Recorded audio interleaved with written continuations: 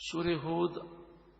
اور 12ویں پارے کا پہلا رکوع ہم سماعت کریں گے۔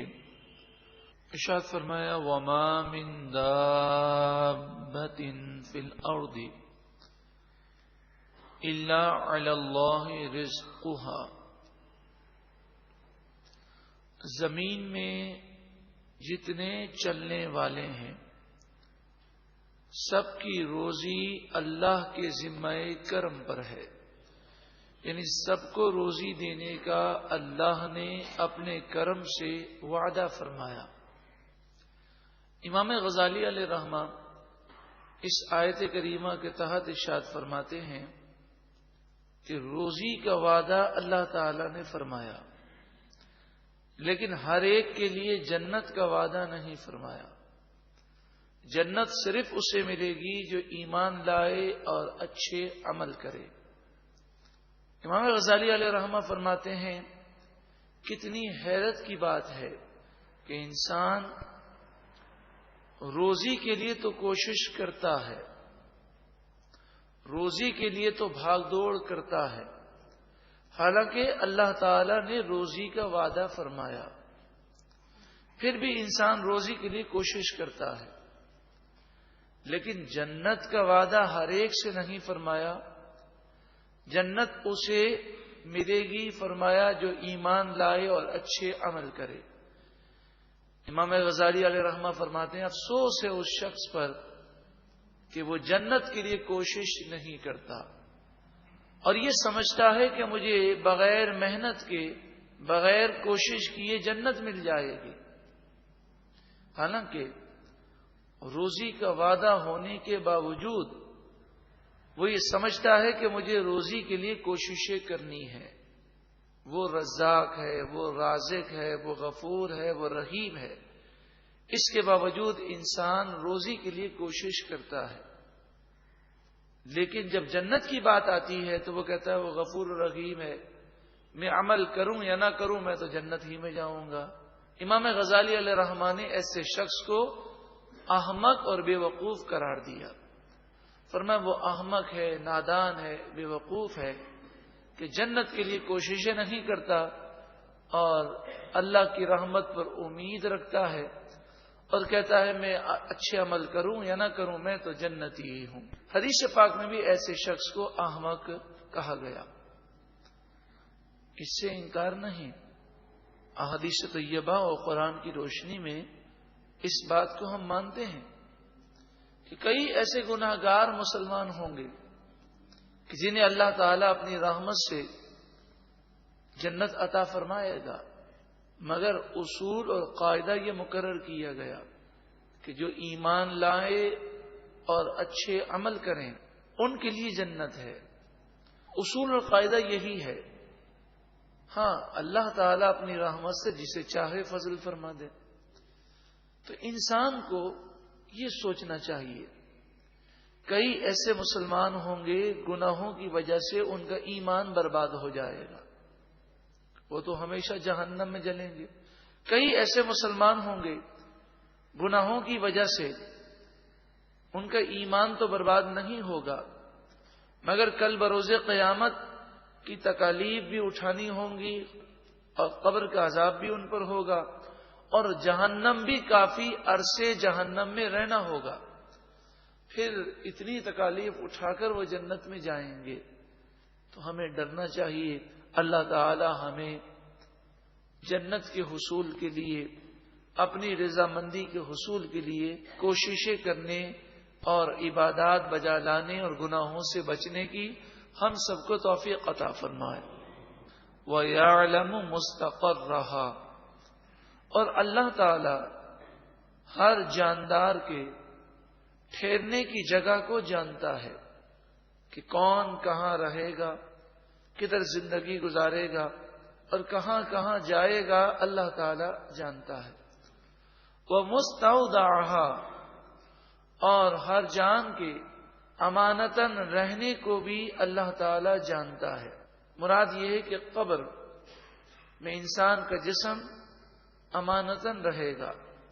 اور پھر کل بروز قیامت قبروں سے اٹھ کر اللہ کے حضور حاضر ہونا ہے، تو کون کس جگہ پر قبر میں رہے گا، یعنی کس کی قبر کہاں بنے گی، اللہ جانتا ہے۔ ہو سکتا ہے انسان کئی مرتبہ اپنی قبر کی زمین کے پاس سے گزرا بھی ہو، اپنی موت کی جگہ سے بھی گزرا ہو، لیکن اس کی توجہ نہ ہو کہ یہ میرے مرنے کی جگہ ہے یا پھر یہ میرے مر کر یہاں پر دفن ہونے کی جگہ ہے، لیکن اللہ جانتا ہے۔ کل فی کتاب مبین، یہ تمام باتیں لوح محفوظ میں لکھی ہوئی ہیں۔ کس کو کتنی روزی ملے گی، کون کہاں کہاں رہے گا، کسے کس مقام پر موت آئے گی اور کب آئے گی، اور کس کی قبر کہاں بنے گی، لوح محفوظ میں یہ ساری باتیں لکھی ہوئی ہیں۔ وَهُوَ الَّذِي خَلَقَ السَّمَاوَاتِ وَالْأَرْضَ فِي سِتَّةِ أَيَّامٍ، وہی ہے اللہ جس نے آسمان و زمین کو 6 دنوں میں پیدا فرمایا۔ 6 دن میں پیدا کرنے کی حکمت ہم اس سے پہلے سماعت کر چکے، اور 6 دنوں سے کیا مراد ہے یہ بھی ہم پہلے سماعت کر چکے۔ وَكَانَ عَرْشُهُ عَلَى الْمَاءِ، اور اس کا عرش پانی پر تھا۔ اس آیت کریمہ کے تحت بعض مفسرین نے یہ فرمایا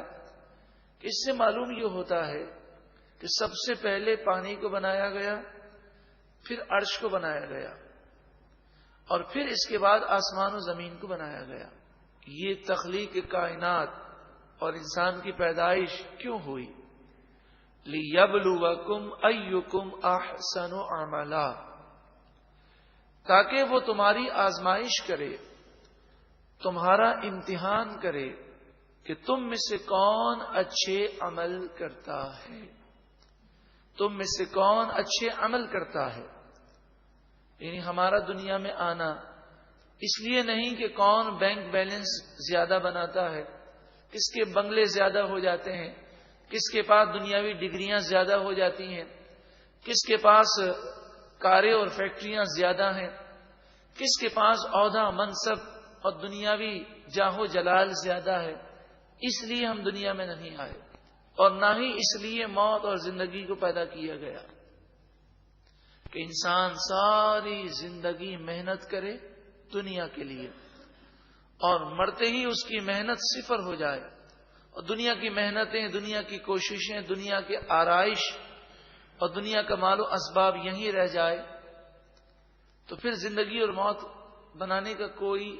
فائدہ نظر نہیں آتا۔ یہ زندگی اس لیے دی گئی، کون اس دنیا کی رنگینیوں کو ٹھکرا کر آخرت کی یاد کرتے ہوئے آخرت کی تیاری کرتا ہے کہ مرنے پر اس کے نیک اعمال پر اسے صلہ دیا جائے۔ لِيَبْلُوَكُمْ أَيُّكُمْ أَحْسَنُ عَمَلًا،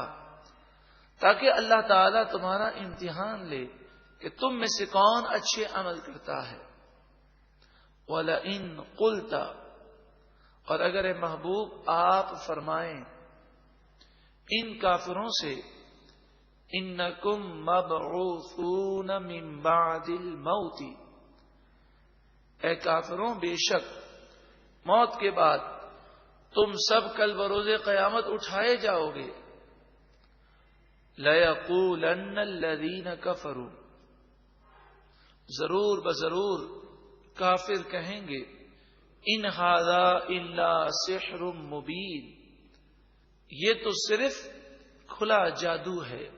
یعنی جادو کی طرح ایک بے حقیقت بات ہے، ہماری سمجھ سے بالاتر ہے۔ یہ کیسے ہو سکتا ہے کہ قبر میں جا کر ریزہ ریزہ ہو جائیں، پھر دوبارہ اسی جسم کے ساتھ ہم پیدا ہوں۔ وَلَئِنْ أَخَّرْنَا عَنْهُمُ الْعَذَابَ إِلَىٰ أُمَّةٍ مَّعْدُودَةٍ، اور اگر ہم ان کافروں سے، ان گناہگاروں سے عذاب کو ایک مقررہ وقت تک مؤخر کر دیں، یعنی دنیا میں عیش و عشرت ملے، دنیا میں پکڑ نہ ہو، اور ایک وقت تک دنیا میں مہلت دی جائے، لَيَقُولُنَّ مَا يَحْبِسُهُ، ضرور بضرور وہ کہیں گے کہ اس عذاب کو کس نے روکا۔ مثلا وہ یہ سوال کریں گے کہ ہم تو گناہ اسی طرح کر رہے ہیں، ہم اسی طرح نافرمانی کر رہے ہیں، اگر گناہ کا عذاب آتا ہے تو ہم نے کوئی اچھائی تو کی نہیں ہے، تو یہ عذاب کیوں رک گیا اور اسے کس نے روک لیا؟ اگر ہم سدھر گئے ہوتے، توبہ کر لی ہوتی، تو آپ کہہ سکتے کہ ہمارے گناہوں سے توبہ نے اس عذاب کو روک لیا، ہم تو دن رات گناہوں میں مشغول ہیں۔ الا سن لو، یوم یاتیہم، جس دن وہ عذاب ان کے پاس آئے گا، چاہے وہ موت ہو، موت کی صورت میں نزع کی تکالیف اور قبر کا عذاب، یا قیامت کا میدان ہو، یا قیامت کا عذاب اور پھر جہنم کا عذاب، یا دنیاوی عذاب ہو، مشکلات، پریشانیاں، بیماریاں، آفتیں، بلائیں، سن لو جس دن ان کے پاس عذاب آئے گا، لیس مصروفا عنہم، وہ عذاب ان سے پھیرا نہ جائے گا، کوئی اس عذاب کو ان سے دور نہ کر سکے گا۔ وَحَاقَ بِهِم مَا كَانُوا بِهِ يَسْتَهْزِئُونَ، اور جس عذاب کا وہ مذاق اڑاتے تھے وہی عذاب انہیں گھیر لے گا۔ اس رکوع میں عبرت ہے، سوچنے اور سمجھنے کی باتیں ہیں۔ ہم بھی جب گناہ کرتے ہیں تو کبھی کبھی شیطان یہ وسوسہ ضرور دیتا ہے کہ لوگ کہتے ہیں گناہ کرنے سے مصیبتیں آتی ہیں، ہم تو جس قدر گناہ کرتے جا رہے ہیں اتنی ہی نعمتیں زیادہ مل رہی ہیں، تو یہ ایک وقتی ڈھیل ہوتی ہے، پھر جب گرفت ہوتی ہے تو اللہ کی گرفت سے کوئی بچانے والا نہیں ہوتا۔ اللہ تعالی ہم سب کو سچی پکی توبہ کرنے کی توفیق عطا فرمائے۔ سورہ ہود اور 12ویں پارے کا پہلا رکوع ہم سماعت کریں گے۔ ارشاد فرمایا، وَمَا مِن دَابَّةٍ فِي الْأَرْضِ